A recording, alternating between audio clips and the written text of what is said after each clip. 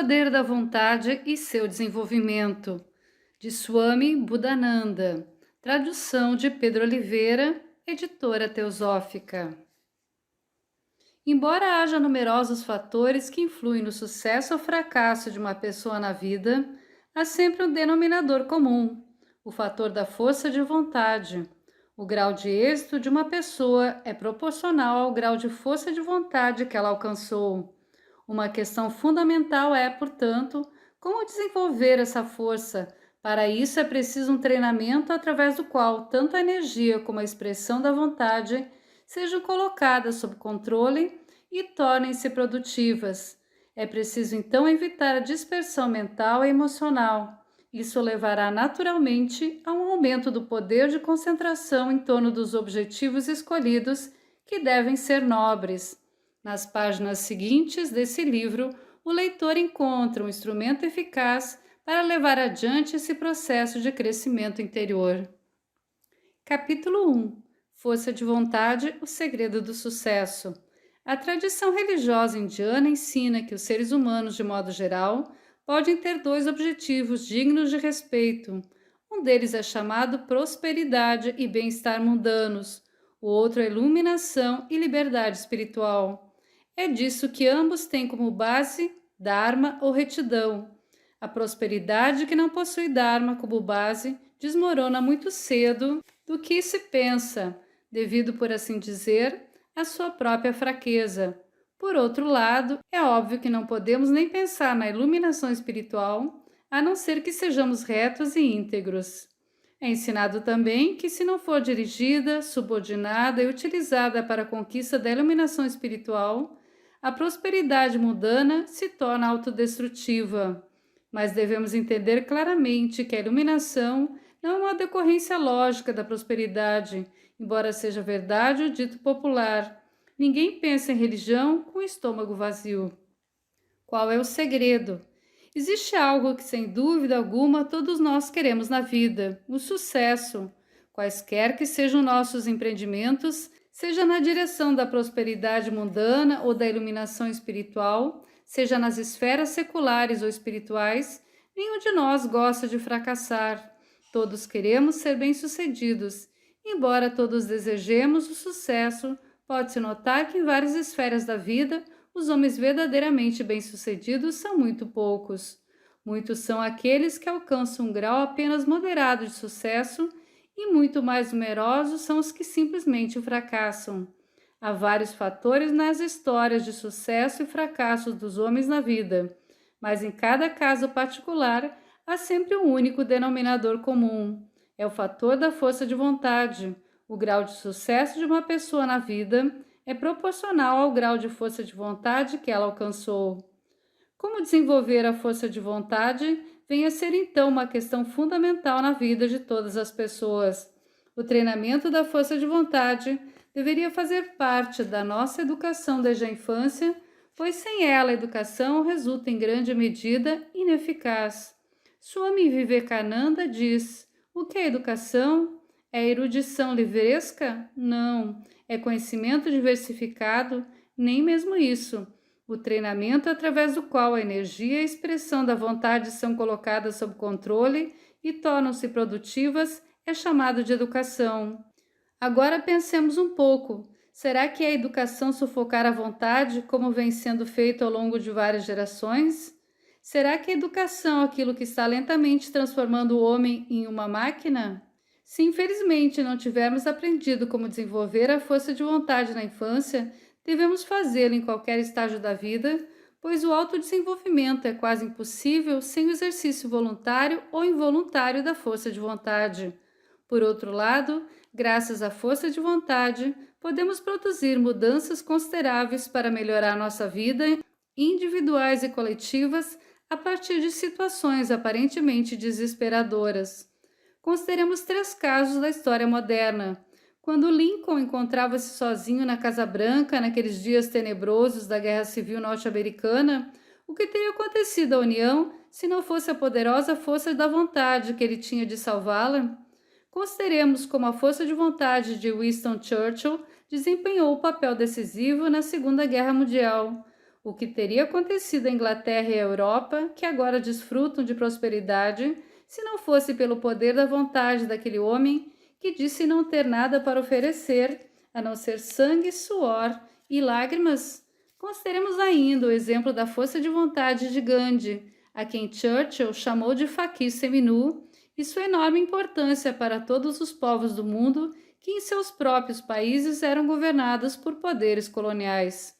Se estudarmos as vidas daquelas pessoas que em determinado momento estiveram muito mal e depois se ergueram dos escombros de uma forma espetacular, descobriremos em cada caso que foi sua força de vontade que produziu a transformação e a ascensão.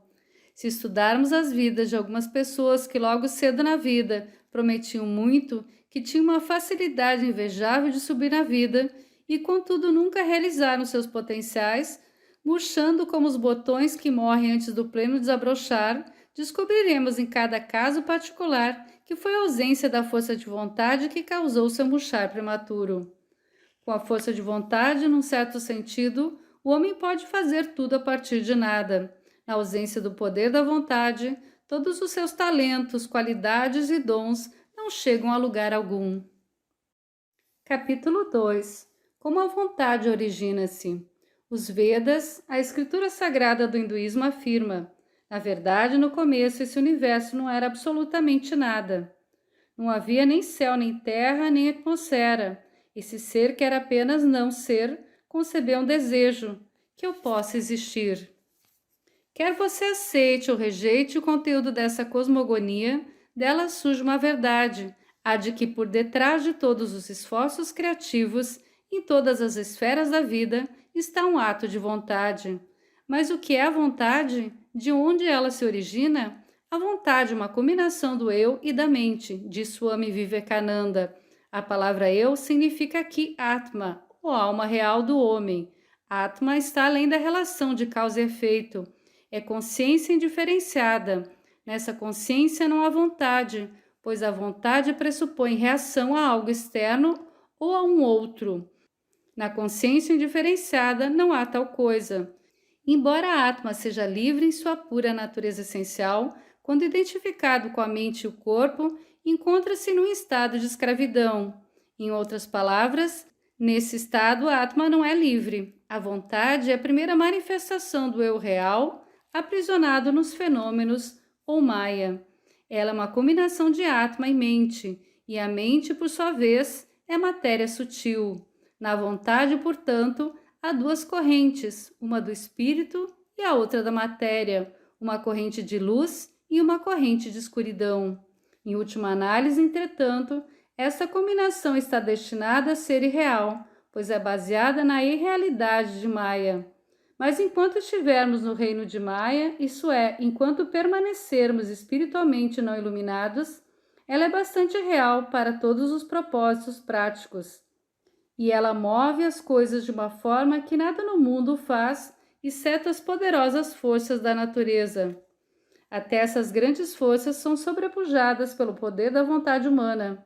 Imaginem como era a América do Norte nos dias de Colombo, ou mesmo no tempo dos primeiros imigrantes, e a comparem com os Estados Unidos de hoje. Todas essas mudanças vastas e estupendas foram produzidas pela vontade humana. Todas as ações que vemos no mundo, todos os movimentos e realizações do homem são manifestações da sua vontade. Aquilo de que nos orgulhamos e aquilo que deploramos na civilização humana, o que nos impressiona nas várias esferas da ciência e o que nos espanta nos domínios da religião, são sempre manifestações da vontade do homem. Como diz Swami Vivekananda, essa vontade é causada pelo caráter, e o caráter é produzido pelo karma ou ação. Tal como é o karma, assim também é a manifestação da vontade. Capítulo 3. A causa das pequenas e grandes tragédias na vida. Agora procuremos compreender esse conceito da força de vontade de um ponto de vista prático, vendo como ele afeta a nossa vida.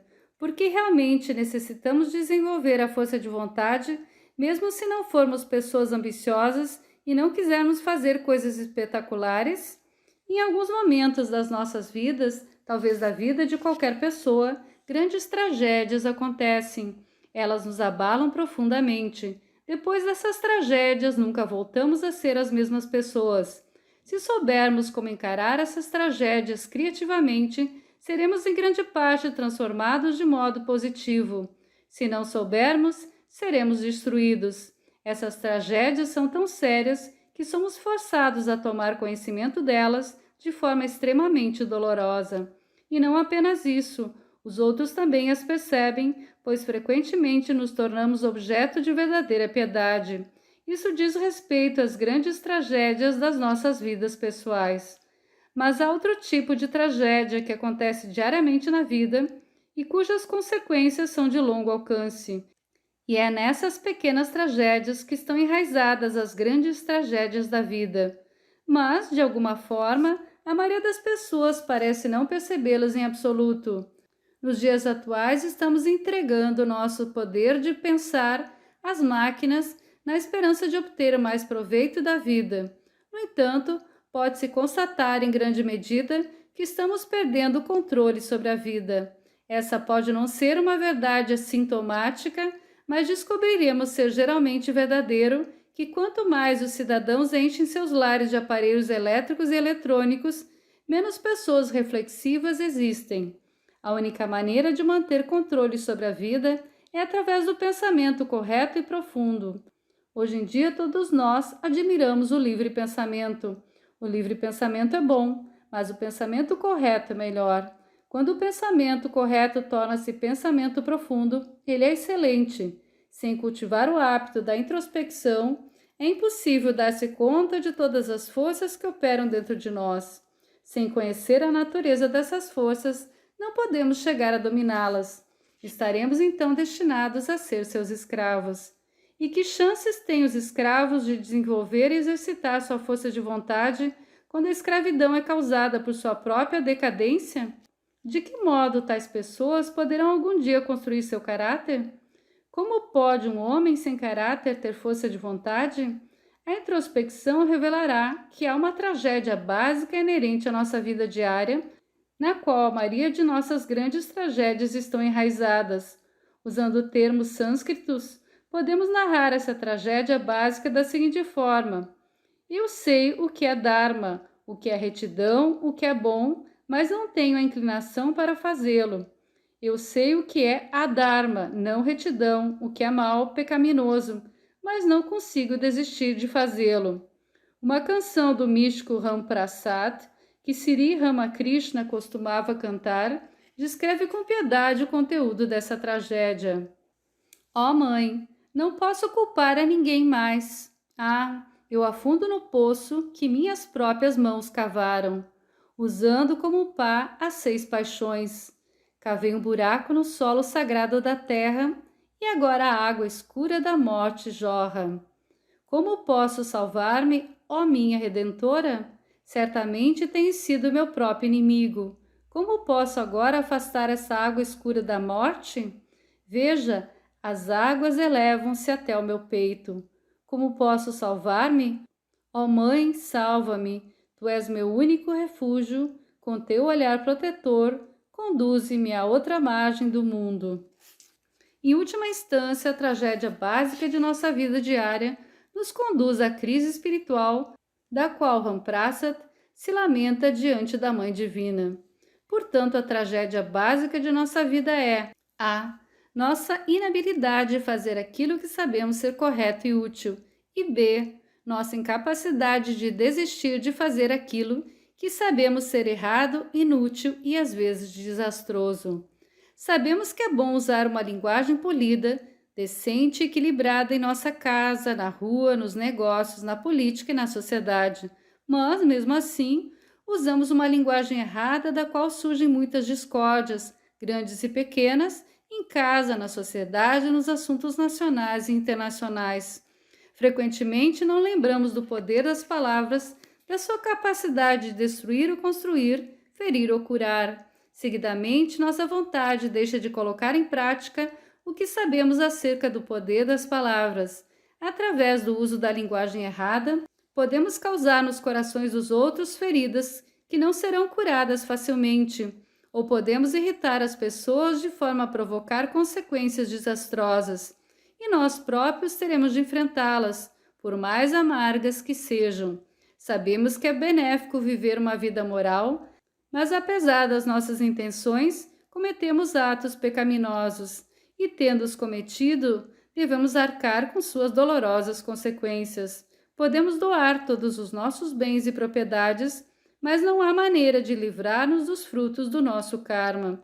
Teremos de desfrutá-los ou sofrê-los nós mesmos. Sabemos que é bom viver de acordo com os mandamentos da religião e obedecer os preceitos dos instrutores e sábios. Sabemos que é bom levantar de manhã cedo e praticar disciplinas espirituais, mas, quando o despertador toca de manhã na hora certa, sentimos-nos irritados e desligamos como se ele tivesse cometido algum crime. Então puxamos o cobertor sobre o nariz e dormimos mais meia hora, e como consequência temos de correr o dia todo e preocupar-nos. De noite, quando voltamos para casa, somos um conglomerado de tensões, algo tão inflamável que qualquer coisa é capaz de causar um incêndio. É possível observar até nas pequenas coisas como é pouco que podemos colocar em prática daquilo que sabemos que é bom e benéfico para nós. Ao contrário, continuamos a fazer coisas danosas. Sabemos que não é bom negligenciar nossos estudos, mas não conseguimos tirar os ouvidos ou olhos do rádio, da televisão, do computador ou do celular, especialmente quando um jogo de futebol, um show, um desfile de moda ou um filme estão sendo exibidos. Se nossa mente protesta, mesmo timidamente, nós a xingamos. Como posso perder uma coisa tão excitante por causa do chato blá blá blá das minhas aulas? E os efeitos disso são muito claros, causando agitação e insatisfação crescentes entre os jovens. Será que as pessoas não sabem muito bem que é ruim ingerir bebidas alcoólicas? Mesmo assim, elas tomam 1 ou 2 copos primeiro ocasionalmente e depois mais de modo compulsivo. Prometem não beber mais e o único resultado é quebrar mais uma vez a promessa. No final, elas se tornam incapazes até de prometer. Acredito que foi Will Rogers quem disse: "Bem, é muito fácil parar de fumar. Eu já o fiz mais de 100 vezes." Mas a história dos alcoólicos anônimos mostra que é possível começar uma vida nova ao se desenvolver uma nova vontade de viver um outro tipo de vida. Sabemos que excesso de peso causa riscos à saúde e que devemos evitar comer demasiados doces e outras coisas que engordam. Mas, quando essas coisas surgem à nossa volta, ignoramos discretamente nossas próprias decisões mentais e a oposição daqueles que nos querem bem. É bem sábio que certas pessoas podem resistir a tudo, exceto a tentações. Há um grande fascínio pelo que é proibido, uma atração enorme pelo que é destrutivo e grande desejo de coisas bizarras e más desse mundo ilusório. Elas nos puxam pela orelha e nos tornam escravos. Fazemos coisas com pressa para depois nos arrependermos nos momentos de reflexão e chorarmos na escuridão que nós mesmos criamos. Ora, porque nos comportamos conscientemente dessa maneira, também fazemos coisas erradas sem perceber.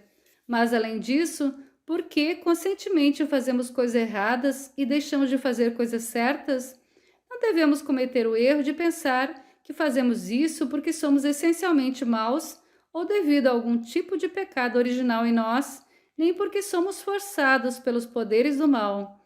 Saibamos de forma inequívoca que ninguém nesse mundo é essencialmente mau. Essencialmente, todos são divinos, porque a essência de cada ser é Atma, o verdadeiro eu que é divino. A aparente maldade de qualquer pessoa é algo apenas fortuito, uma máscara externa da qual ela pode se livrar. Nenhuma vaca mente, uma árvore não rouba ou furta, uma laje de pedra não comete assalto. Somente o homem faz essas coisas. Porém, uma vaca, tanto quanto sabemos, não consegue pensar em Deus. Uma árvore não pode praticar disciplinas espirituais. Uma laje de pedra não pode compreender Deus, mas o homem pode. A conclusão inevitável, então, é que as tragédias diárias básicas de nossas vidas não estão enraizadas em nenhuma maldade inalienável, essencial em nós, mas sim no fracasso da nossa vontade. Muitos de nós não têm nenhuma ideia do quanto de bondade, força e grandeza gritam por uma chance de manifestar-se dentro de nós. Em grande medida, conhecemos apenas o lado mais fraco de nós mesmos, que na verdade pertence ao não-eu de acordo com a filosofia Vedanta. É a tragédia básica de nossa vida diária que efetivamente impede o encontro real com o nosso verdadeiro eu. Assim, é importante para cada pessoa saber como evitar o fracasso da vontade. A única maneira de fazê-lo é cultivar a força de vontade.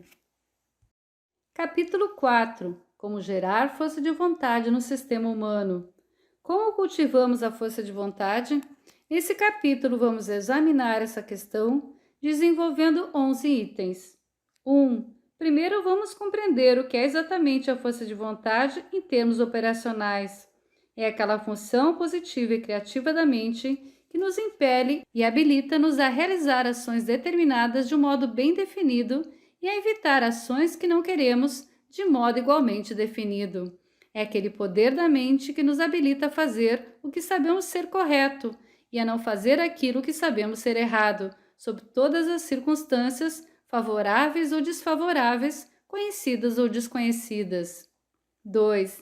Em segundo lugar, é importante saber e acreditar que a força de vontade pode ser aumentada por todos nós, sem exceção, desde que estejamos dispostos a dedicar-nos a esse fim e a trabalhar nessa direção de forma firme e metódica.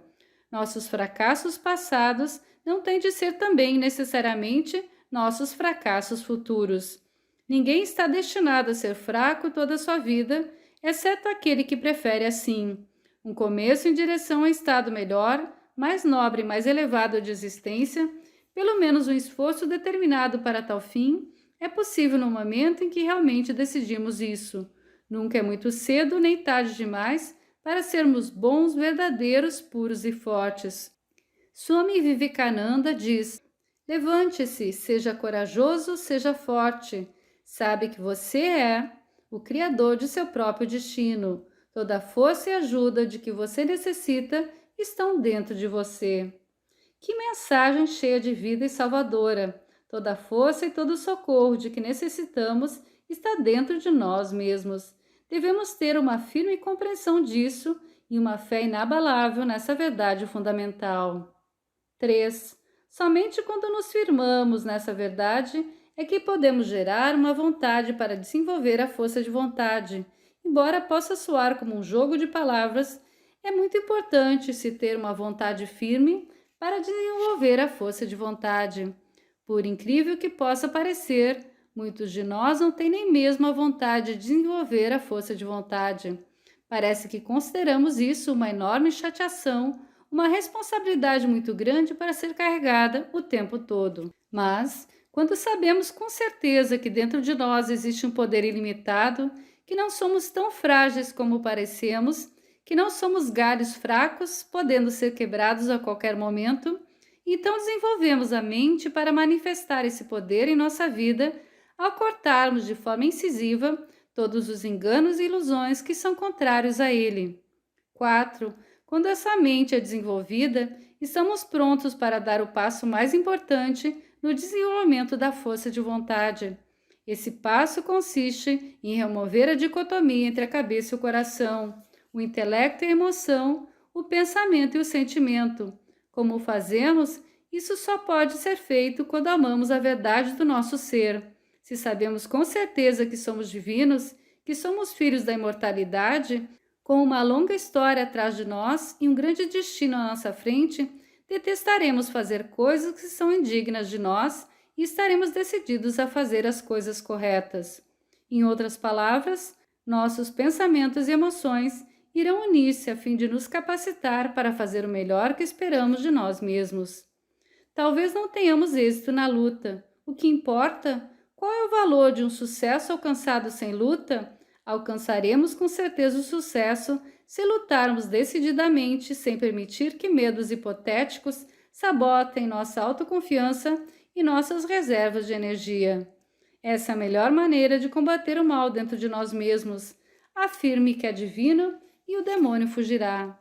Como podemos afirmar o divino dentro de nós?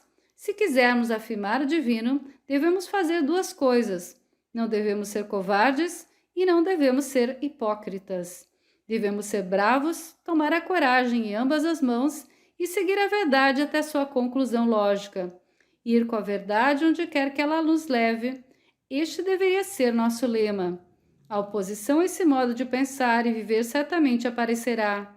Devemos predeterminar nossa atitude de modo adequado diante dessa oposição e recebê-la sem ficarmos abertamente agitados, mas com bom humor, se possível com um sorriso. Swami Vivekananda indica quais devem ser nosso estado mental e nossa atitude frente a oposições. Ele pergunta: você tem vontade suficiente para sobrepujar oposições do tamanho de uma montanha? Se o mundo inteiro, com uma espada nas mãos, permanecer contra você, ainda assim ousaria fazer o que pensa ser correto? Se suas esposas e filhos estivessem contra vocês, se todo o seu dinheiro chegar ao fim, seu nome for desonrado, sua riqueza desaparecer, vocês ainda assim buscariam? Vocês ainda assim buscariam a meta e se moveriam firmemente em direção a ela? É nesse estado mental que teremos de enfrentar a oposição. Você pode levantar a seguinte objeção: para começar, eu não possuo vontade suficiente para superar dificuldades do tamanho de uma montanha. Esse é o meu problema. Esse não é o seu problema. O seu problema é que você não tem suficiente amor à verdade. Intensifique o amor à verdade e esse estado mental diante da oposição crescerá espontaneamente em você. 5. Duas coisas irão se opor a esse movimento criativo dentro de nós. A. Nosso sofrimento em relação ao passado. E B. Nossa preocupação sobre o futuro. Ambos são prejudiciais ao cultivo da força de vontade porque conseguem minar todos os movimentos criativos, positivos e de visão clara que existem em nossas mentes. São também ocupações totalmente desnecessárias. Sofrimentos exagerados em relação ao passado e demasiada preocupação com o futuro apenas danificam o nosso presente, enfraquecendo nossas mentes e prejudicando o nosso futuro. Ora, você pode dizer honestamente: como posso deixar de sofrer em relação ao passado? Cometi muitos pecados. Não é meu dever religioso arrepender-me de meus pecados passados? Essa é uma pergunta importante que requer completo esclarecimento e eliminação da dúvida implícita nela. Certos vedantinos preguiçosos são capazes de dar pouca importância aos pecados com a vã esperança de que a divindade irá de alguma forma, como uma esponja talvez, absorver todo o seu mau karma e elevá-los ao céu da libertação por um truque inexplicável, embora continuem a viver da mesma maneira. A filosofia vedantina reconhece o fato do pecado, mas rejeita a teoria do pecado original e a considera algo totalmente irracional. O que o homem possui é uma divindade original e um pecado adventício secundário. Embora secundário, o pecado possui um poderoso efeito aprisionante sobre a alma e sua livre expressão. Portanto, o fato do pecado tem de ser reconhecido como qualquer outro fato empírico. Uma coisa é reconhecer o fato do pecado, e outra totalmente diferente é tornar-se um tipo de negociante do pecado, um arrependido habitual. Seja qual for a face hipocritamente devota que essa lamentação perpétua possa assumir, psicologicamente se trata de um enfoque sem eficácia para quem pretende livrar-se do erro. Se você se entrega a um excesso de pesar devido a qualquer pecado, é provável que esteja mentalmente tirando proveito da repetição do pecado, embora sob o disfarce da retidão. O mais importante a ser feito em relação ao pecado é parar de pecar física e mentalmente. Como fazemos isso?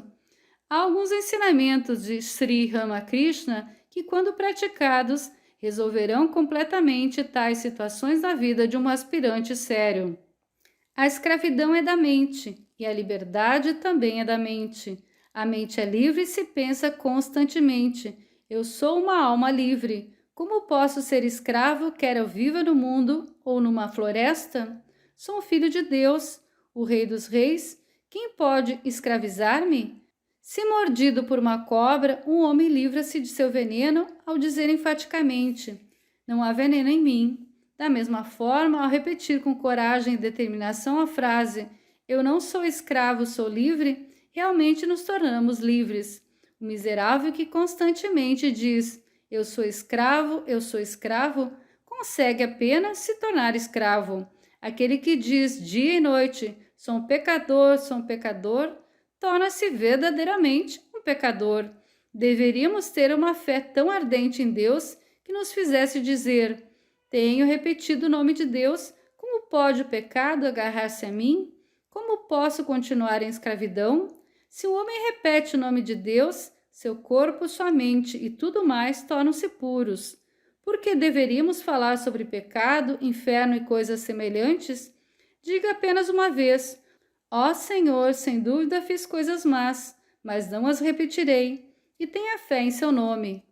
Isso é precisamente o que temos de fazer em relação a nossos pecados passados. Diga apenas uma vez, com verdadeiro arrependimento ao Deus de seu coração: realmente fiz isso, perdoe-me. Não o farei novamente.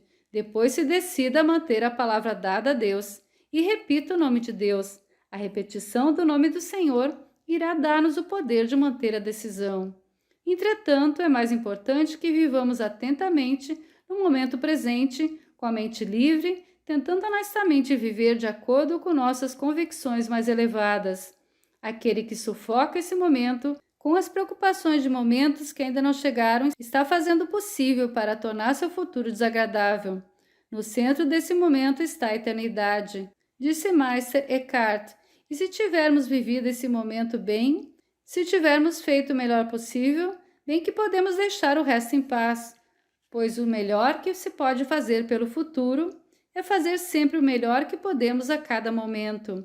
É possível, entretanto, sempre examinar o que fazemos de melhor e tentar descobrir métodos de melhorá-lo ainda mais. Preocupação em relação ao futuro é uma doença mental, cujo remédio é viver plenamente nesse momento com todos os nossos poderes equilibrados e aplicados. Aqueles que quiserem desenvolver a força de vontade devem evitar cuidadosamente viver no passado ou no futuro. Devem viver no presente. Se vivermos no presente com sabedoria, de acordo com nossa consciência mais elevada, nosso futuro só poderá ser bom, digam o que disserem os astrólogos profissionais. 6. Para viver no presente sabiamente, necessitamos ser guiados por uma firme percepção da nossa escala de valores. Devemos ser capazes de convencer a nós mesmos de que não estamos brincando. Precisamos ser capazes de dizer a nós mesmos, em tudo e através de tudo o que fazemos, que estamos gradual, mas seguramente nos encaminhando para o cumprimento do nosso destino. Essa firme percepção de valores deve ser mantida com o devido respeito pelas nossas necessidades físicas, mentais e espirituais.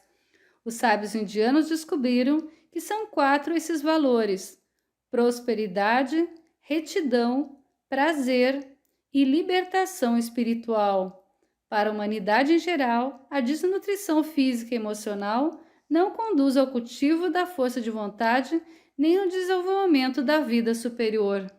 Assim como a fome é ruim, comer demais também é desastroso. Para o atendimento de nossas necessidades físicas e emocionais, necessitamos de prosperidade. Mas se adquirirmos riqueza de forma injusta, liberamos algumas forças que acabarão avançando sobre nós como tigres. Isso não será nada bom para a nossa força de vontade. Por isso, tanto os valores do prazer como da riqueza têm de ser obedientes à lei da retidão ou dharma. Mas essa retidão, por sua vez, deve ser inspirada por um motivo superior, que é a libertação do espírito. Quando atuamos em nossa vida diária de acordo com essa firme percepção de valores, estamos, por assim dizer, protegidos dentro de um ciclo de fogo de sabedoria, pela qual os mares da vida não podem penetrar facilmente. Vivemos então com a convicção fortemente arraigada do que é correto e não temos o menor sentimento de culpa.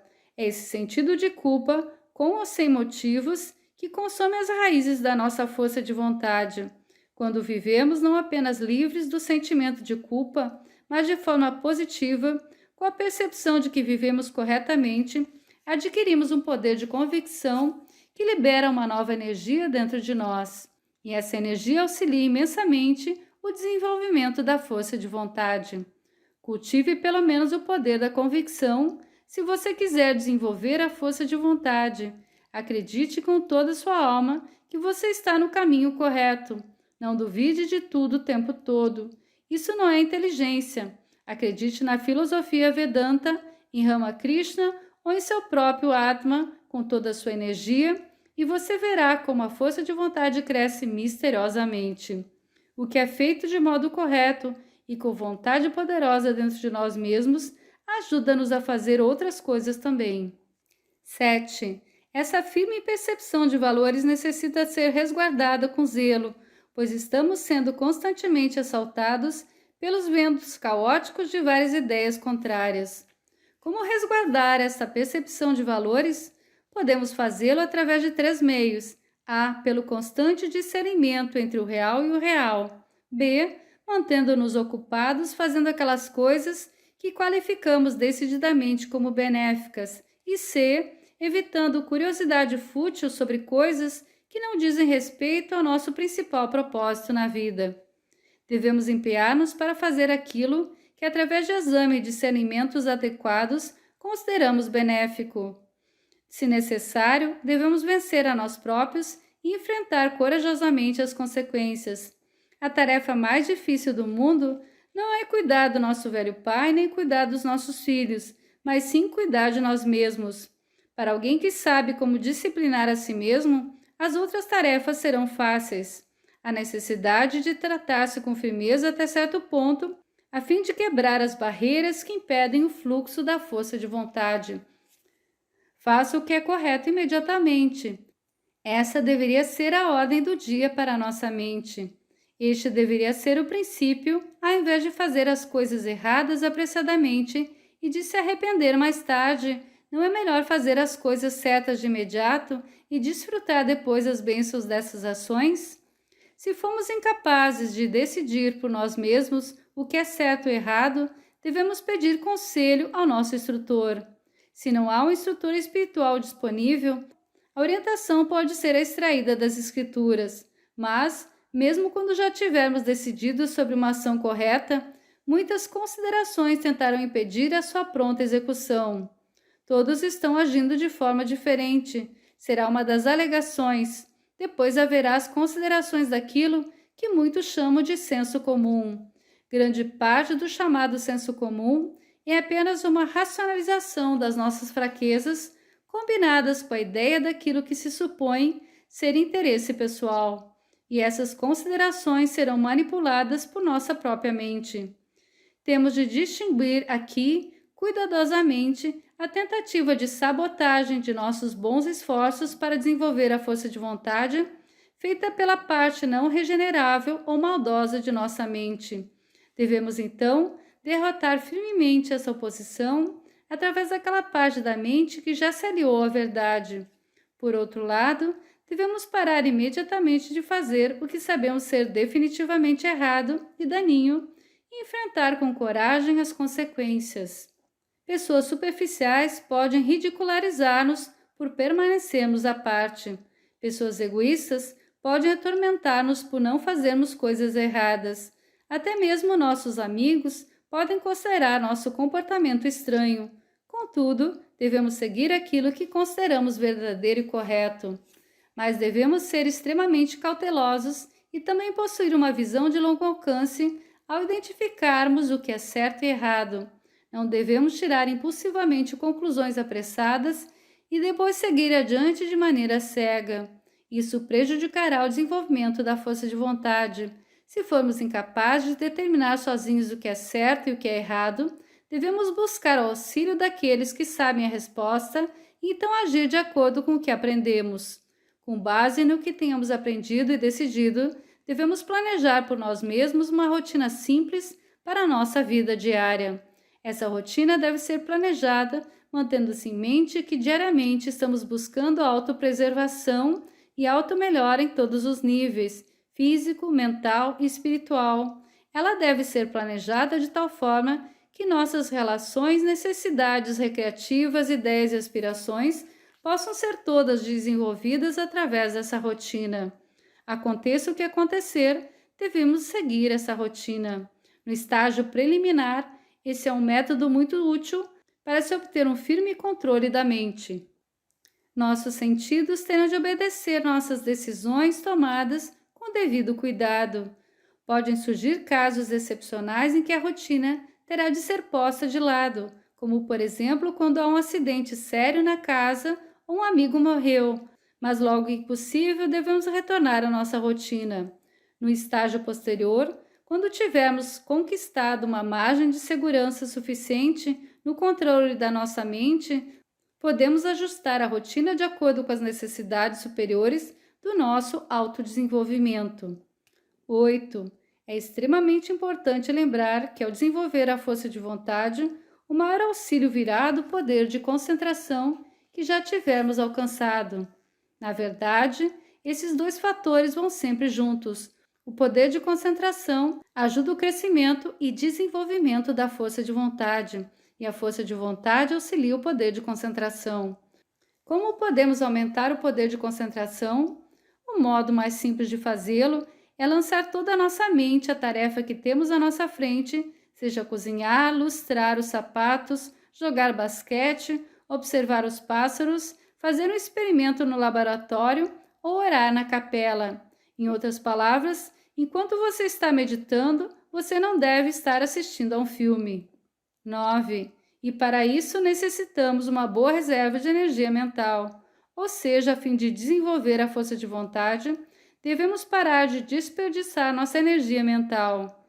Esse desperdício de energia mental é feito através de conversas inúteis, trabalhos sem sentido, controvérsias fúteis, fantasias disparatadas, fofocas, atitudes sonhadoras, pensamentos lascivos, preocupações com coisas que não nos dizem respeito, medos hipotéticos e críticas em relação aos erros dos outros. Para construir uma reserva suficiente de energia mental, algo indispensável para desenvolver a força de vontade, devemos parar de fazer coisas que jogam fora a nossa energia mental. Notemos que os homens de vontade poderosa são homens de poucas palavras. As pessoas sempre esperam atentamente para ouvir o que eles têm a dizer. Eles não se esforçam por parecer interessantes ou estimulantes. Eles vivem com um propósito e para um ideal. São imensamente dinâmicos, mas equilibrados, intensos, mas não tensos. Não ficam facilmente abalados por qualquer coisa. 10. A conservação de energia mental dependerá, por sua vez, da conservação de energia física, especialmente da energia sexual. Aqueles que impensada ou deliberadamente desperdiçam sua energia física estão fadados a ter mentes superficiais, e mentes superficiais têm pouca força de vontade. É por essa razão que no sistema educacional da Índia Antiga era dada uma importância suprema à prática do Brahmacharya, ou continência, a tal ponto que o próprio período da vida do estudante era chamado de Brahmacharya. O segredo principal do desenvolvimento da força de vontade está na prática adequada de Brahmacharya.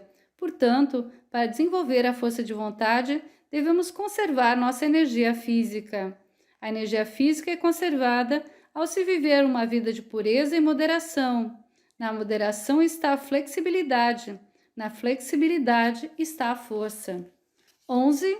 Por último, para desenvolver a força de vontade, nunca devemos levar nossas derrotas demasiado a sério. Não devemos desanimar devido a repetidos fracassos. O único caminho que leva ao sucesso passa por repetidos fracassos. Os fracassos devem ser aceitos como parte do jogo, como passos para galgar o pedestal do sucesso. Esses passos, quando seguidos corretamente, com certeza irão auxiliar-nos a desenvolver a força de vontade. Pelo amor de Deus, alguns de nós poderão pensar: se tudo isso é necessário para desenvolver a força de vontade, que os espiritualistas fiquem com ela. Então, nós vamos fazer um lanche. Bem, a verdade é que comer não é tudo. Há muito mais. Os lanches têm o seu lugar na vida, mas devemos lembrar que não há nenhum substituto para a força de vontade. Não podemos obter nenhuma coisa de valor sem pagar por ela. Capítulo 5. Superando o fracasso da força de vontade. Pode surgir uma situação, entretanto, em que descobrimos que depois de fazer tudo isso supostamente com o melhor de nossa capacidade, Nossa força de vontade ainda não é suficientemente forte. O que devemos fazer nesse caso? Devemos parar, pensar e analisar toda a situação. Certamente descobriremos que o fracasso da vontade está ocorrendo de uma forma sutil através de um processo de pensamento errado. É o pensamento que se traduz em ação. Se o pensamento é errado, como a ação pode ser correta? Assim, para aumentar a força de modo consistente, devemos trabalhar sobre o processo de pensamento. Como trabalhar sobre o processo de pensamento, ou seja, como controlar o pensamento? Isso em si mesmo é um grande tema para discussão. No que diz respeito ao nosso objetivo nesse momento, será suficiente saber que trabalhar sobre o processo de pensamento significa impedir os movimentos errados do pensamento. Em um sermão, o Buda instruiu especialmente sobre o controle do pensamento. Na conclusão daquele sermão, resumindo seus preceitos, ele diz: lembre-se, discípulos, a única maneira de se tornar virtuoso contra pensamentos errados é revisar de tempos em tempos os diversos aspectos da nossa mente, refletir sobre eles, arrancar tudo que é mal e cultivar tudo que é bom. Quando finalmente um discípulo vence seus pensamentos errados, ele se torna o mestre de sua mente, dominando o desejo e eliminando para sempre o mal. Aquele que se tornou virtuoso contra pensamentos errados possui uma força de vontade que nunca falha. Ora, quando começamos a praticar o preceito, arrancar tudo que é mal e cultivar tudo que é bom, descobrimos que isso está além do que podemos fazer. O que devemos fazer quando descobrimos nosso completo desamparo interior e nossa vergonhosa fraqueza? Se percebemos nossa verdadeira fraqueza, devemos humildemente fazer o que é mais fácil. Devemos orar a Deus pedindo força de vontade. É um método infalível. Há problemas relativos tanto à oração atendida quanto à desatendida. Mas no que diz respeito à oração pela força de vontade, temos um conselho muito claro de Sri Ramakrishna. Entre as poucas coisas que ele claramente nos recomendou que pedíssemos a Deus está a força de vontade. Seu conselho em relação a isso é que devemos orar fervorosamente a Deus, pedindo força de vontade para sermos capazes de fazer o que é certo e de desistir de fazer o que é errado, de modo que possamos nos devotar à prática das disciplinas espirituais. Acima de tudo, ele nos pediu, e isso é muito importante, também que orássemos para que nossa vontade, com toda a sua energia, possa estar unida à vontade de Deus. Capítulo 6. Precaução necessária para dirigir adequadamente a força de vontade. Há, entretanto, um ponto importante a ser notado no desenvolvimento da força de vontade. Deve ser dada uma direção correta à vontade. Todos os grandes vilões da história que infligiram à humanidade sofrimentos indizíveis, como Hitler e sua tribo, também tinham vontade poderosa. Esse tipo de força de vontade pode apenas criar escravidão para si mesmo e sofrimento para os demais. Não estamos tentando desenvolver esse tipo de força de vontade maléfica. Estamos tentando desenvolver a força de vontade benigna, da qual nenhum mal pode jamais surgir, apenas o bem. A perfeição desse tipo de força de vontade é alcançada quando se é capaz de dizer com toda alegria e espontaneidade: Senhor, seja feita a tua vontade, não a minha. Num determinado estágio, em que a força de vontade ainda está tomando forma, grande cuidado e precaução devem ser tomados de modo que ela seja dirigida inteiramente a Deus. Isso é feito através da oração, como ensinou Sri Ramakrishna. Poderia haver um método mais simples que a oração para desenvolver a força de vontade?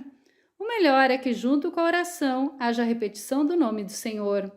Muitos místicos e santos indianos são unânimes em seus ensinamentos de que, em termos espirituais, não há nada que não possamos alcançar através da amorosa repetição do nome do Senhor.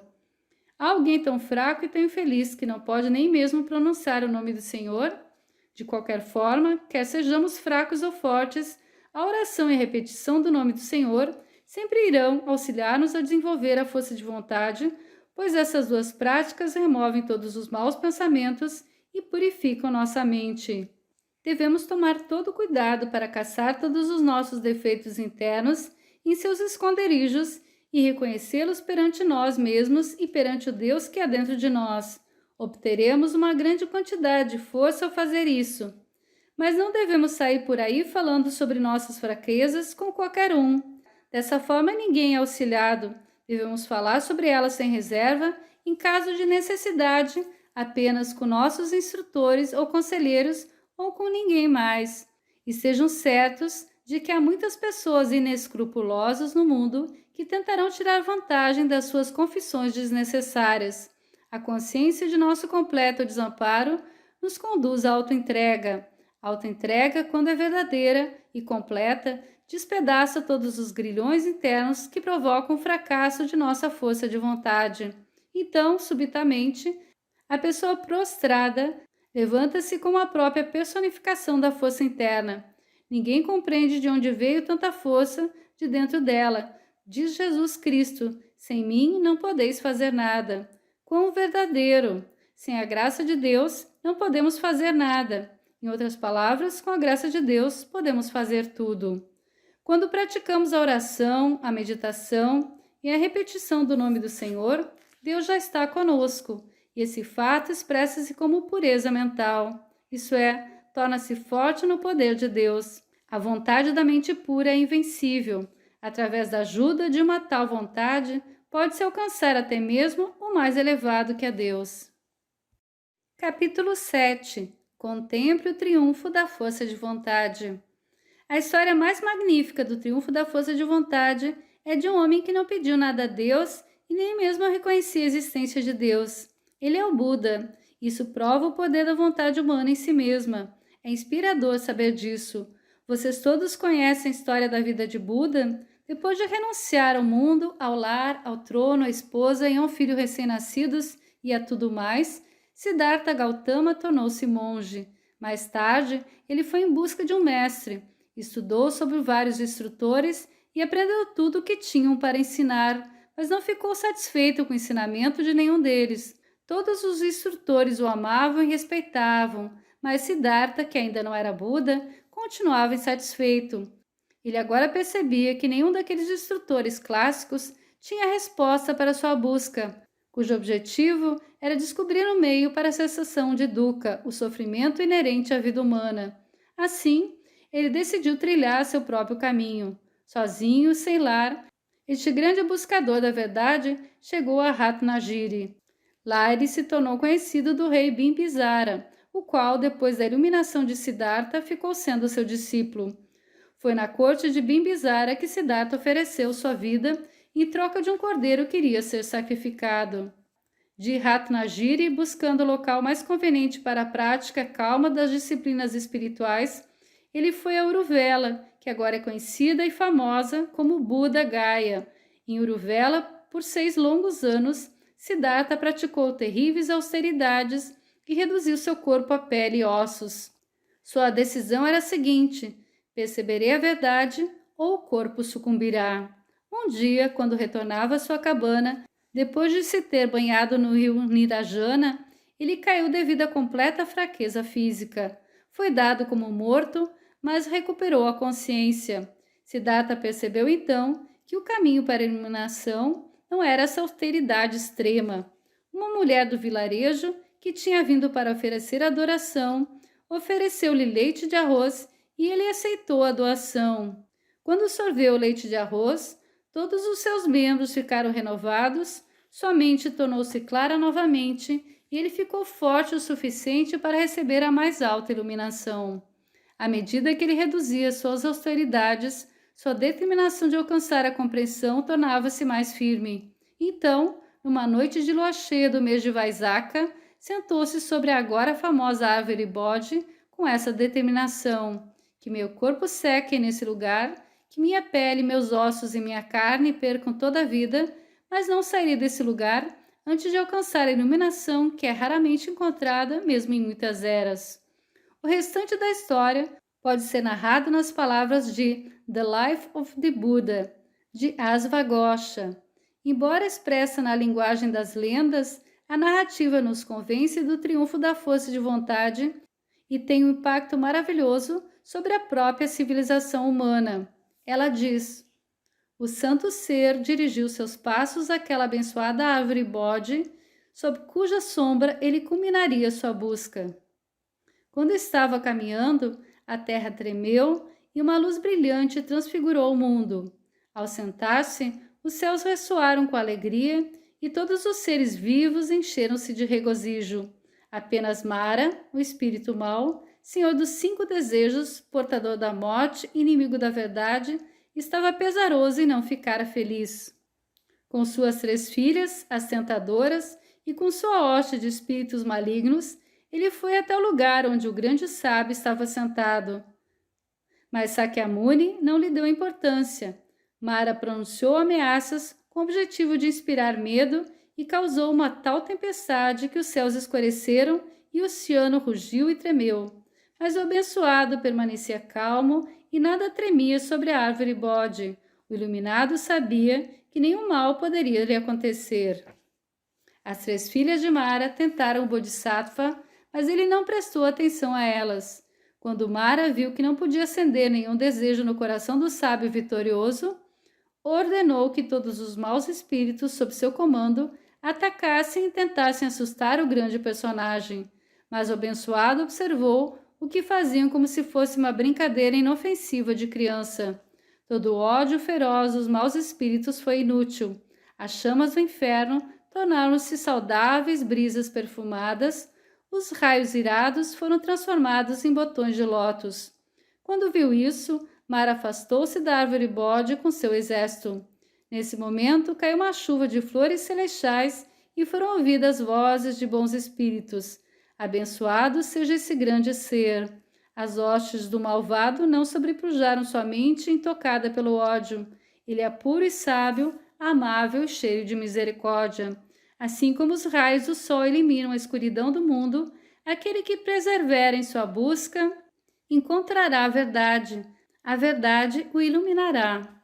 Siddhartha, tendo posto Mara para correr, entregou-se à meditação, e naquela mesma noite, sentado no mesmo lugar, alcançou a iluminação e tornou-se Tathagata, o Buda. Essa é a magnífica história do maior triunfo da força de vontade humana em todo o mundo. A grande opção aberta a todos. Nenhum de nós está completamente destituído de força de vontade. Caso contrário, não poderíamos ter chegado a ser o que somos nesse momento. Mas é um fato que, sejam quais forem os graus de força de vontade já alcançados por nós, quanto mais a força de vontade for dirigida a Deus, mais nobres iremos nos tornar como seres humanos. E aquelas almas aventureiras que desejarem ser algo mais do que apenas seres humanos altruístas, percebendo a verdade, ampliarão ainda mais sua força de vontade. Pela graça de Deus, inúmeras possibilidades permanecem sempre abertas diante de cada ser humano. Quantas delas iremos realizar? Isso só depende de nós.